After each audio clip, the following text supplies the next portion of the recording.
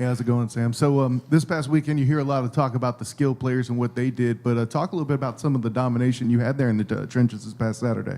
Well, I know before we even got into the game, there was a lot of talk about how good their D-line was and how good their front seven was, and they were really good and how physical they were going to play up front. So we just took it as a challenge to go out there and be more physical and dominate them, and I feel like that's exactly what we did.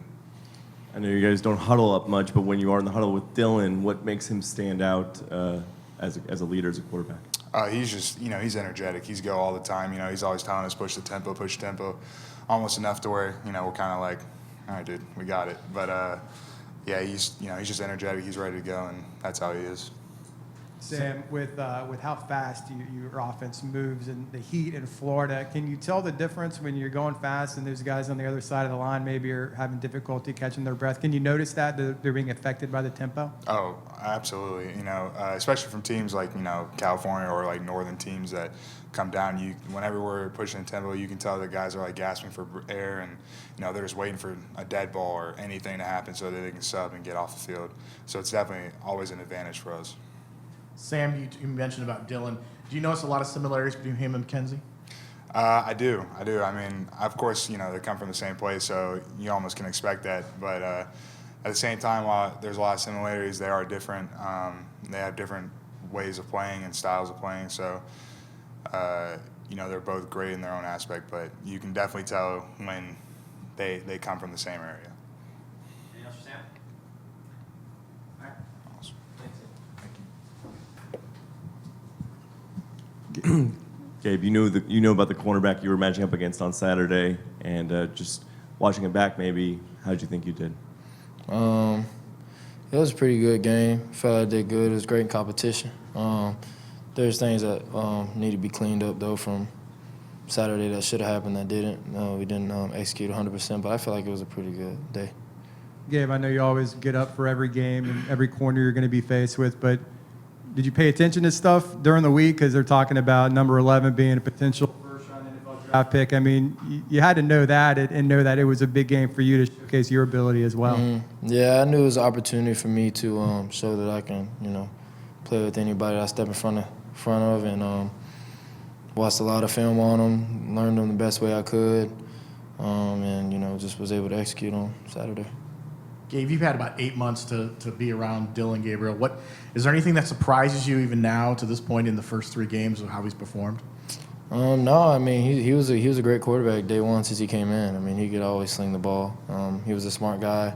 We're in the hotel day before the game, and then obviously during the game, and he has one of our signal callers, Hayden, come in, and he goes through every single play and does every single call. At the line of scrimmage that he tells the O-line. So, I mean, he prepares himself. He's ready. When he goes out there, he's confident. That's why he's able to execute. Hey, Gabe, so every one of your starting receivers had a touchdown on the day as well as the tight end. What does that say about your unit when everybody can contribute like that? Exactly. Just everybody can make a play. I'm glad to see guys like Marlon Williams, Trey Nixon, Jacob Harris, Hescock, all those guys make big plays when the ball's in the air. I'm so happy for all of them. I'm glad that they were able to, showcase what they can do. During the week, we talked about how the conventional wisdom was sort of that you guys were fast and they were physical. Did you feel like you guys sort of came out and proved that you're not just fast, you guys are as physical as anybody as well? Yeah, I mean, you can go watch the film on that. I mean, we've seen some of that today. We're fast and physical.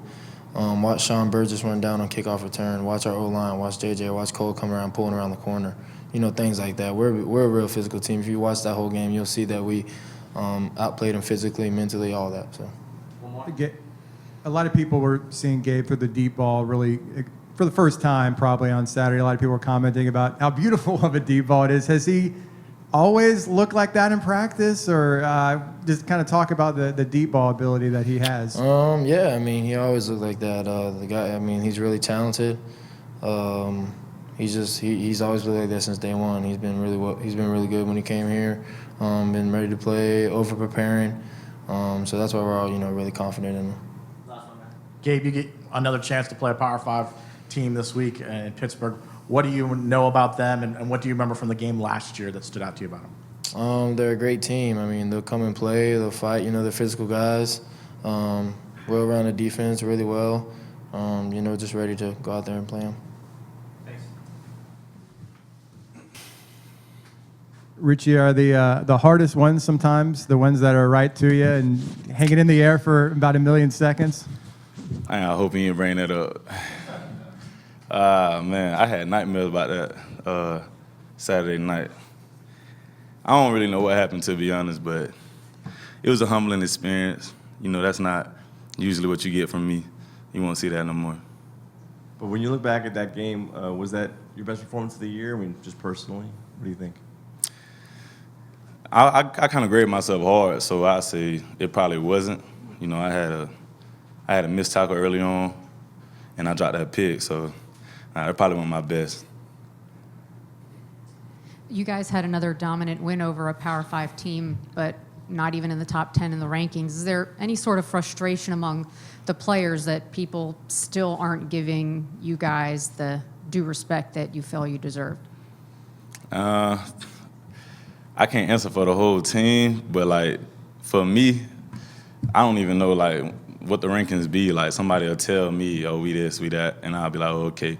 But just speaking for me, like, we earning our respect out there on the field. We can't control what, I don't even know what it's called, but we can't control where they put us at.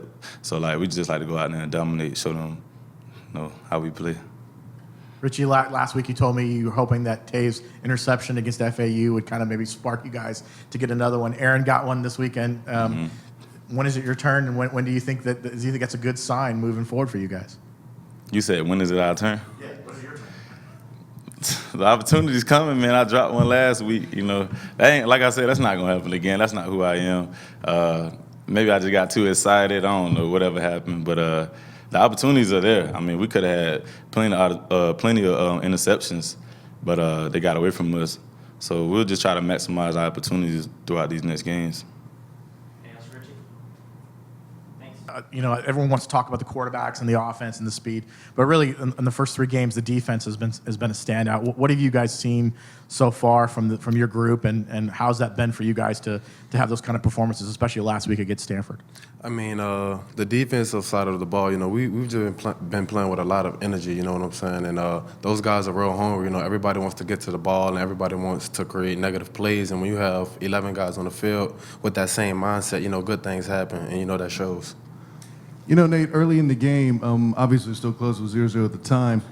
There was a third down where you're about to force them early on a 3-and-out, and you started stomping around like Ray Lewis out there a little bit. Tell me what's going through your head, bud. I mean, when I'm out there, sometimes I kind of let my emotions get the best of me, and like it was one play I made, and I kind of went to going crazy, and I just had to relax myself, and sometimes I just have to I'm throw it off, just don't pay me no mind. I mean, but like I said, it just be the emotions. It does seem like that front seven is creating more pressure this year, getting home more often early in the year. Why is that? What do you think that is? I mean, just hungry, really. Everybody have bought into the program. You have guys, we rotate a lot on that D-line, so you get fresh guys, fresh legs coming in, and those guys' motor, it's just on and on and on. And like you said, they get pressures and, get to the quarterback and make negative plays. So.